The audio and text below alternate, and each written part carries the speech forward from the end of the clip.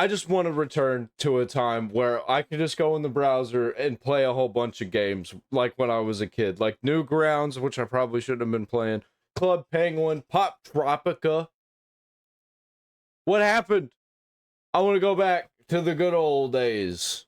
Web games. Something that dominated the online space for a long time during my childhood, and that's remembered fondly by millions of people worldwide. Today, I wanted to step back into that world and ask the question, what happened to web games?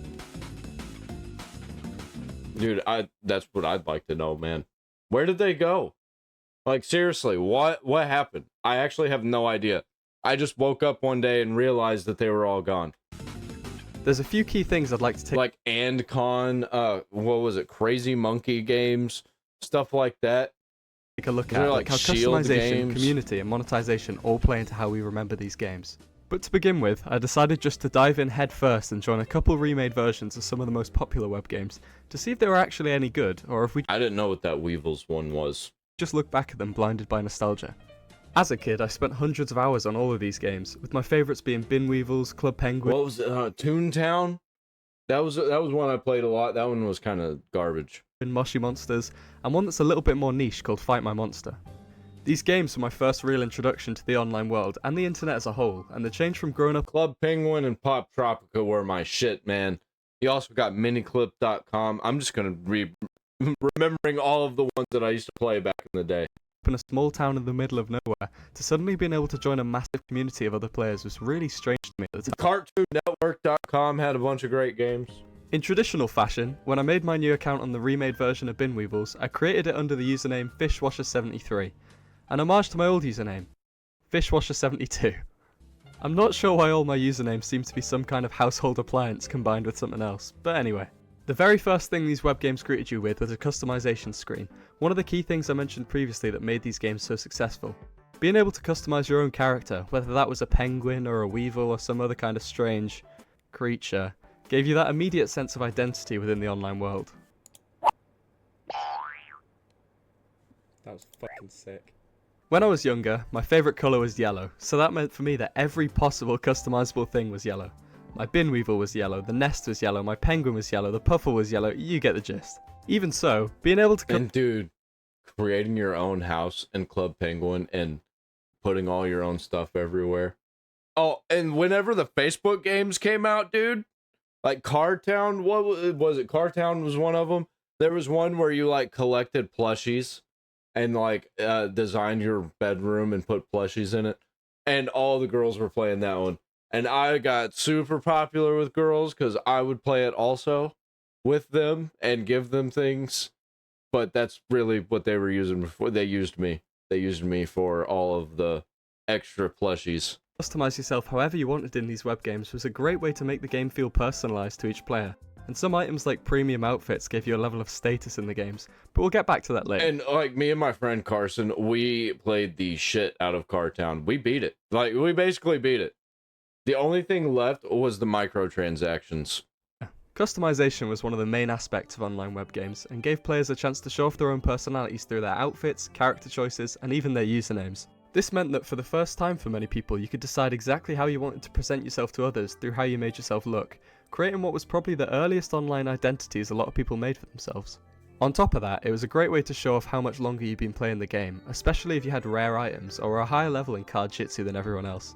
Despite having no effect on the actual gameplay of web games. But you had to be careful, because if you got too far into these games, people would be like, hey man, you're kind of spending all of your extra free time on this game. That's kind of lame, dude. You need to calm your shit. Customization massively shaped how you went about interacting with others in random lobbies. From chasing people down in groups to throw snowballs at them, to making friends with people because they had similar usernames or dressed the same, the way you presented yourself in these games acted as a sort of social currency for making friends. Customization acted as both a way of finding people similar to yourself to connect with, whilst also creating an unspoken hierarchy of players, with some people immediately standing out in a lobby for having the coolest or rarest outfits, making them the centre of attention. Speaking of social hierarchies, I think we should probably address the elephant in the room about these types of games, and one of the main issues that caused a massive divide in the player bases of almost all of them. Here comes the money. Oh yeah. Memberships. This is the reason I stopped playing Club Penguin, actually. Because everything got locked behind memberships. The money, Most web games add some massive paywalls that lock content behind monthly subscriptions. That cool igloo you wanted? Membership. Become a secret Weevil agent? Membership. Underground Moshi Monsters Disco? Membership. What initially feels like an amazing free, massively multiplayer online game quickly Yeah, I got some of the memberships for Club Penguin, but it wasn't enough. It's never enough. became solely about the money. One minute you've made friends with someone, and the next they've walked into a members-only area, never to be seen again. Getting one of these memberships changed people. Suddenly your closest online friends didn't know you, living it up as one of the elites with a cool hat and bin pets, and all you No, all my friends had memberships too. had was an empty nest and obnoxiously loud go-karts No, to we were living the big life. We were living the dream. keep you company.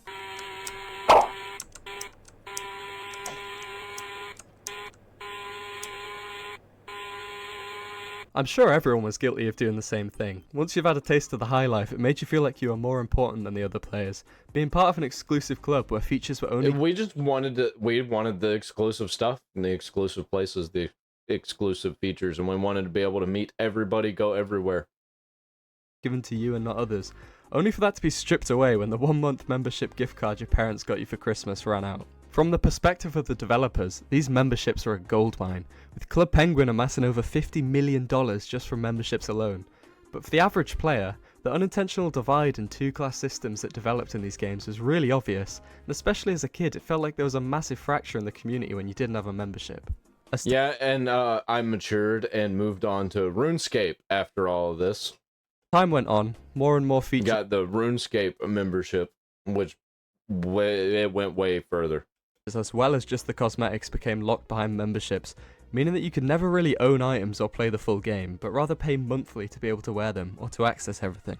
To me, these memberships did start to seem more malicious over the game's lifespans, as what was initially a way of Yeah, getting because it's never enough. That's how it is with every corporation that runs this type of thing. a few special items here and there, became a way of excluding people from enjoying the same experience as others, and the system was clearly designed to pressure kids into asking their parents for a membership, so that they didn't feel left out. Despite how annoying these memberships were, especially for games with a primarily young audience, the precedent they set for the game's successors is somehow even more abysmal. Memberships like these set the ball rolling for future companies, with microtransactions and subscription-based services having plagued the gaming industry ever since, with companies managing to come up with new and innovative ways to squeeze as much money out of players as possible, in some cases even on games they've already paid for. Definitely not talking about any companies in particular, but And it got real bad when everything moved over to like Facebook. anyway, we'll move on before I rant about it for the next hour. Even though there was certainly a big rift between the two types of players, the overall community these types of games fostered was one that's much stronger than most games ever achieve. The majority of web games had a focus on building connections with others in the community and social interaction. And guess what? These memberships, when we matured out of playing RuneScape on the computers, our grandpa's computers and things like that, then we went on to Xbox Live. That like we just grew up on subscriptions, and here we are, subscription generation.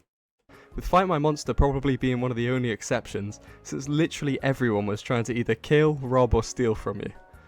Good times. I think that a good I think Pop Tropica was a good one that wasn't trying to get your money. It was trying to get you to buy things though that were like never coming to fruition. I played Pop Tropica for a long time, years, and they were still advertising the same shit coming soon.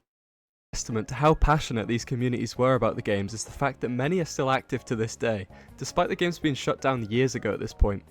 People are still actively petitioning to bring them back or are trying to faithfully recreate entire games from scratch, just so that people can play them again, even going so far as to risk legal trouble from the original owners of the games in an effort to revive them.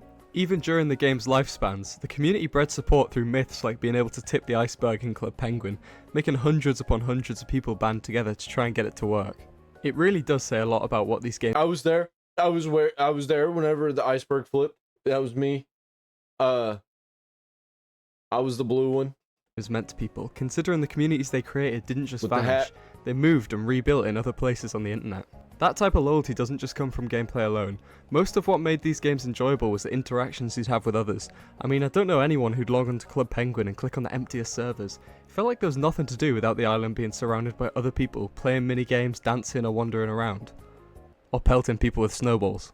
That's not to say the mini-games weren't a huge part of these games, because they absolutely were, but I think that web games definitely flourished with a good I barely played the mini games in Club Penguin.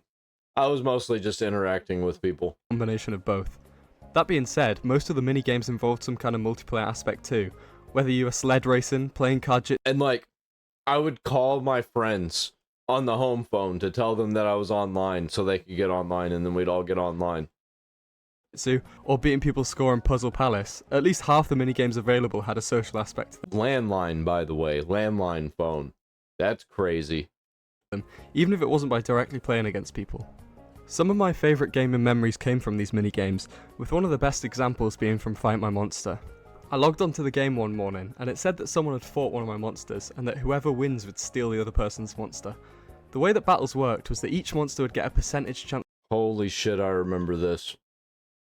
Wow. I think my brother played this more, though. to win based off their stats, and it would randomly spin a wheel to decide the winner. It turned out that the guy fighting me used his best monster against my best one, although his was significantly better, giving him a 99% chance to win against my measly 1%. But when I watched the replay of the fight, it actually did land on the 1%, meaning that I stole his best monster. I remember being super excited about winning, only to never use the monster I stole since I didn't want to lose it. I think moments like that give probably the best glimpse you can into what these games meant to people back in the day. Everything that happened in them really mattered, and you always wanted to come back to see what new things had been added for you to try and get. It's not like there was actually anything you could get that was game-changing in any way, but I suppose that's kind of what gave these games their charm. Even something as small as getting a new piece of clothing, a new monster, a new mosh, like, all of these things felt like they actually mattered, despite most of them being completely cosmetic. Yeah, it was like, oh wow, that's a new thing. Okay, cool. And then that was a lot. That was a lot of energy back then, man. Whenever there was something that was just added for no reason, out of nowhere. These games made you feel like that rarely happened back in the day. you were winning, even if nothing was actually different. It's what made people keep coming back for more. Playing a game so heavily focused on social interaction, and being involved in such a tight-knit community where the character you played as was actually you in a way, made you feel really present in that world, and they focused so heavily on giving players a sense of belonging in that weird, creature-filled corner of the internet that were web games. Now that we've had... Dude, I got so many viruses from IMVU whenever I was a teenager. Because that's what my girlfriend at that time, when I was like a 14-year-old boy, that's what she was playing. And you know what? I played it too, because that was really the only way that I was able to talk to her after school. Look at what really made these games so special to people. I think it's about time to take a look at what happened to them, and see some of the main reasons that caused the downfall of web games over time. Initially, everyone's first thoughts about the reasoning for these games being shut down is either A, Adobe Flash being shut down in late 2020, meaning there was no more platform for them to be run on. That's what destroyed Newgrounds. Or B, the greedy monetization driving away support.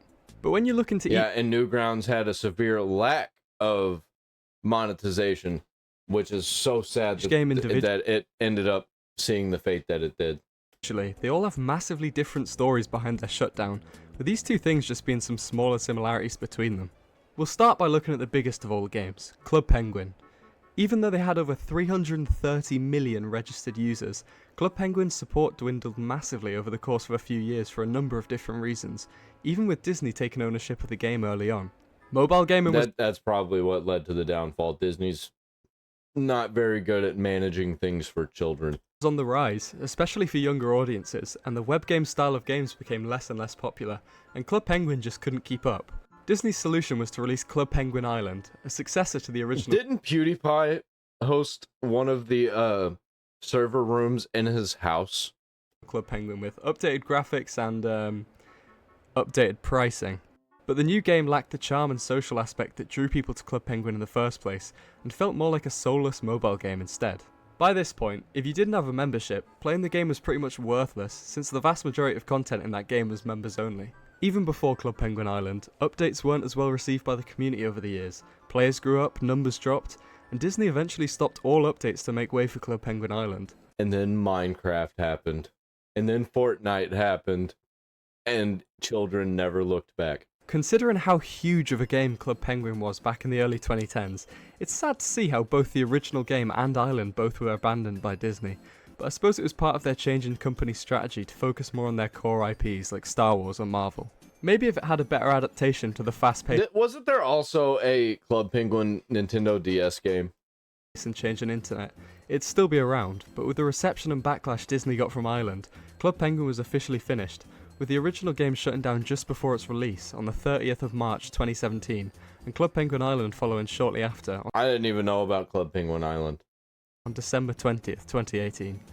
But for me, it seemed to shut down a lot earlier. Yeah, I was way into adulthood when that happened. Since I got banned.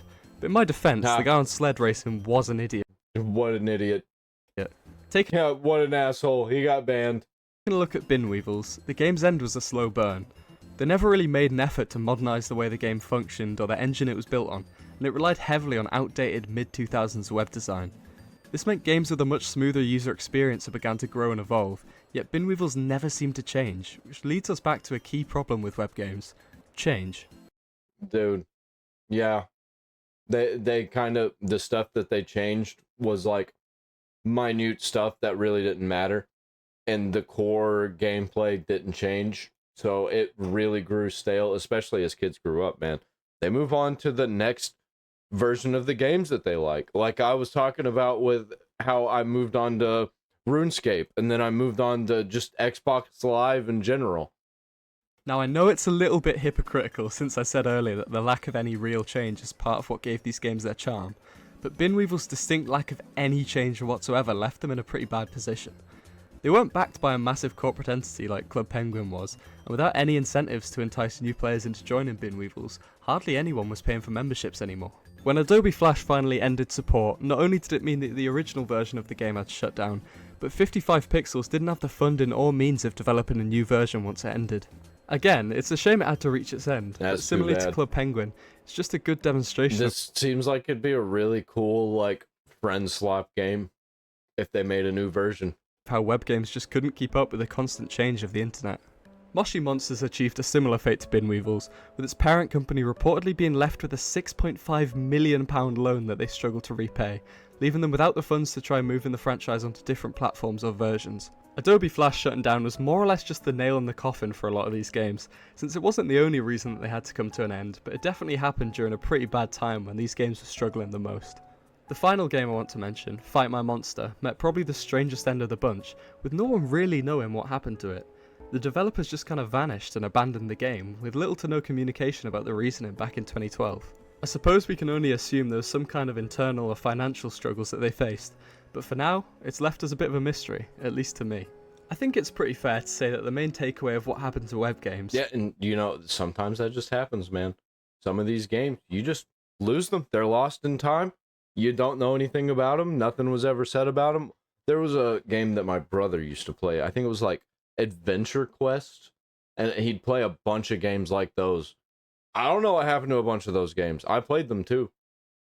Is that they sort of were a product of their time, a perfect solution to a gap in the market for family-friendly online games in the 2000s, but they just couldn't keep up with the ever-changing landscape of the internet in the 2010s. Between their audiences growing up, the lack of modernisation, and even price hikes, people weren't really given a reason to go back to them, especially not with newer alternatives like social media becoming more and more prevalent ever since. And also, I think kids were just kind of looking for the thing that would grab their attention, and nobody really knew how to do that back then, except for passionate people who just were randomly online. And then corporations start to find out, and they start to get their grubby little fingers in some of them, and the other ones just die off because they don't know how to actually innovate. And then you get along the lines, and you go down the timeline, and you get Minecraft, and you get Fortnite. And that's all that kids will ever need again. Considered, even though these games are mostly all shut down now, they definitely left a lasting impression on the generation who grew up with them, and I know that their legacy definitely lives on, as the vast majority of people I know played at least one of these games when they were younger, even if they have no interest in games now. It is honestly quite a shame that new generations might not be able to have a similar experience, and their first experiences with the internet might be through less controlled means, since web games had a big focus on carefully... Now I just enjoy watching documentaries about it happening, because I experienced that shit, man. I want to go back and experience it sometimes, but I know I can't because the times have changed. Everything's completely different. The closest that I'm going to get is Roblox, and that place is fucking weird, and I refuse to go there. And that's where I'm going to end tonight's stream over here on Rumble. and I'm gonna at midnight in about an hour, I'm gonna move over to YouTube and I'm gonna be playing Resident Evil 8. So come check that out, man. Come hang out. I interact with the chat over there. It's great. We have a good time. I'll see you there. Be there or be square. Join the Patreon down there in the description. All right, I'm out.